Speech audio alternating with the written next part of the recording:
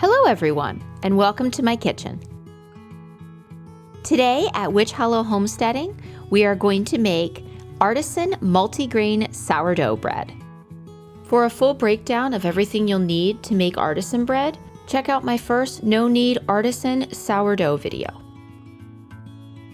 The most important part of this multigrain sourdough loaf is going to be the grains that we put in it. In this bowl, I have 2 tablespoons of pumpkin seeds, 2 tablespoons of flax seeds, 2 tablespoons of rolled oats, 2 tablespoons of quinoa, and 2 tablespoons of a corn-based porridge mix. You can do whatever you'd like as your grain in this loaf. I'm just letting you know what I put in mine. For some reason, if you're allergic to any of these ingredients, you can just double up on the other ingredients that you can have. I soaked the grains in 100 grams of filtered water and I allowed them to sit overnight. We're going to begin by adding 310 grams of filtered room temperature water. Add 100 grams of active bubbly sourdough starter. Add your multigrains, and then we're going to stir all of that together.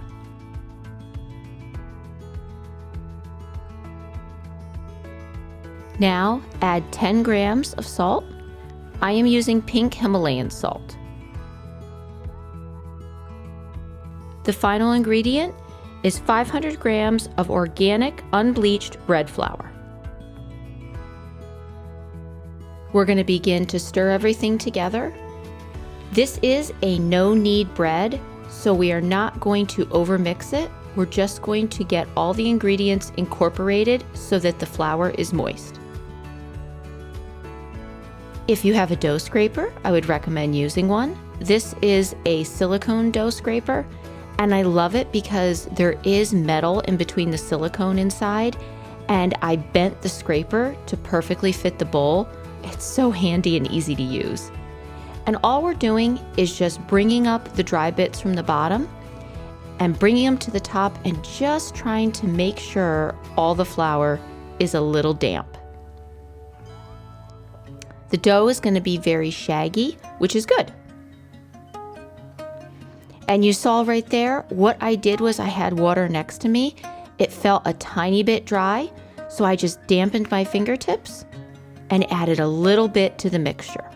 And you can do this when you're making the bread. If you feel it's a little bit dry, just moisten your fingertips and then touch the dough.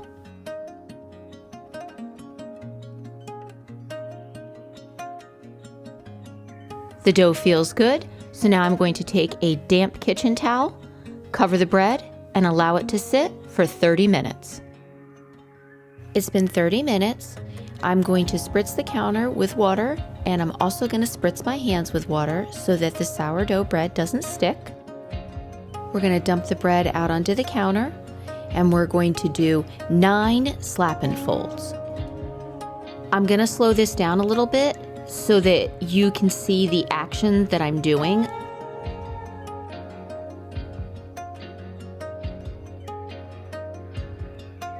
Miss the counter a little bit more, and then put your bread down and cover it with your damp towel, allowing it to sit for 30 minutes. It's been 30 minutes, and we're now going to do a series of stretch and folds. We're going to do 4 stretch and folds, then we're going to flip the bread over and do another 4 stretch and folds. Make sure you miss your hands and the counter again, just so the bread does not stick. The first 4 stretch and folds are going to be easy to perform.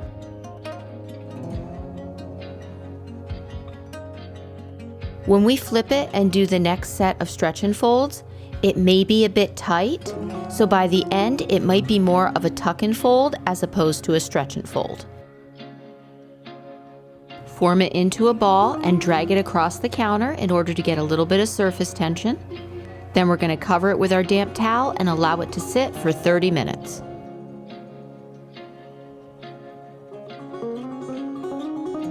It's been 30 minutes, and this is going to be our final folds. And this time it's just going to be a gentle tuck and fold 4 times.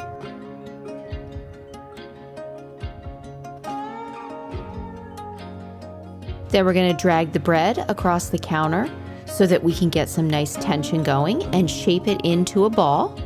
We're going to lightly coat a bowl or a glass canister, like you see here, with a little bit of olive oil. We're going to place our bread in our container and either put a loose lid on or cover it with a damp towel. Place it in a warm spot in your home and allow it to rise for 6 hours. It has been 6 hours and the bread has now doubled in size. Look at the beautiful rise we got on this loaf. That is just gorgeous. Now we're ready for our next step. We're going to very gently remove our sourdough multigrain loaf from the bowl or the canister that it was raising in. The reason we're going to be gentle about it is because we don't want to knock any of the air out of it. We're going to perform 4 tuck and folds.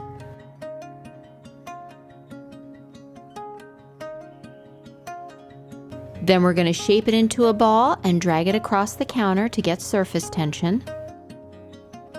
Cover it with a damp towel and let it sit for 30 minutes. It's been 30 minutes and look how much the bread has risen. It's beautiful, nice and puffy. So now we're going to get ready to shape it and put it in our Banneton basket. I'm shaping this one for a boulé, so this is how I would shape it for that basket.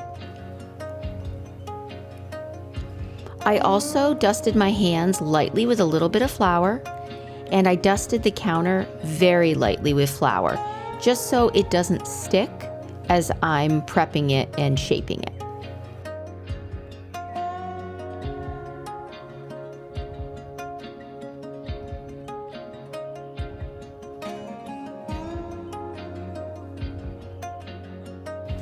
After I did the initial fold, I'm flipping the bread back over and I'm tucking the sides in again.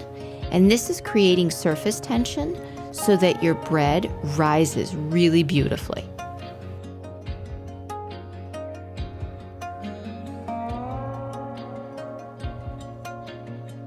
Flip the bread back over and drag it across the counter again, increasing the surface tension.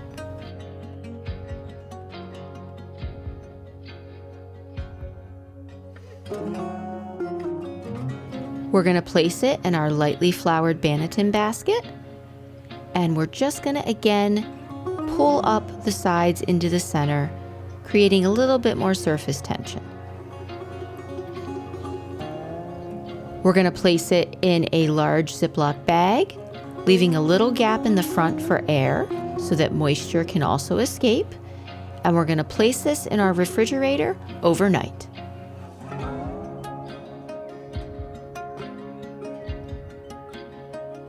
The next day, I'm preheating the oven to 450 degrees Fahrenheit. As you can see here, I am moving my top shelf down to the middle. I'm going to add my cast iron pot before I turn the oven on. And on the bottom shelf, I'm going to place a baking tray. I found that if I do that, it stops the bread from getting really hard on the bottom. And it doesn't burn, but it kind of gets close, so this prevents that. I'm going to allow the Dutch oven to heat for 30 minutes in the oven at 450.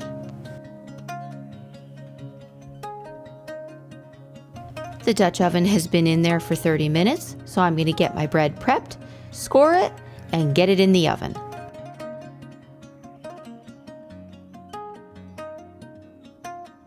I'm going to flip it out, and then I'm going to dust it lightly with flour and begin scoring the bread.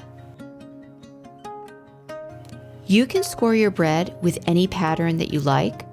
I would highly recommend going online and typing boulé bread scoring or batard bread scoring, whichever basket you used, and you can get so many ideas on how to score your loaf of bread.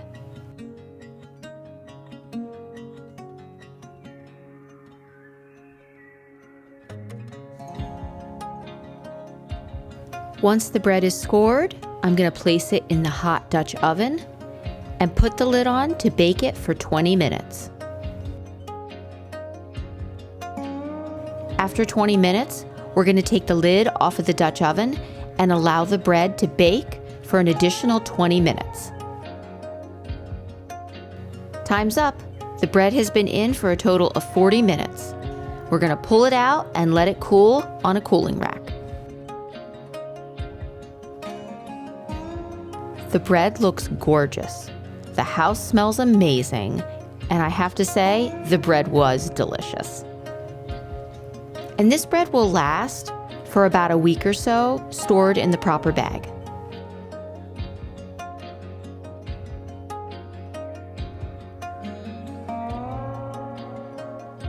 Thank you for joining me at Witch Hollow Homesteading today. I hope you found this video inspiring and helpful. If you have any questions or comments, you can comment below. You can email me at witchhollowhomesteading@gmail.com. And don't forget to follow me on Instagram at witchhollowhomesteading.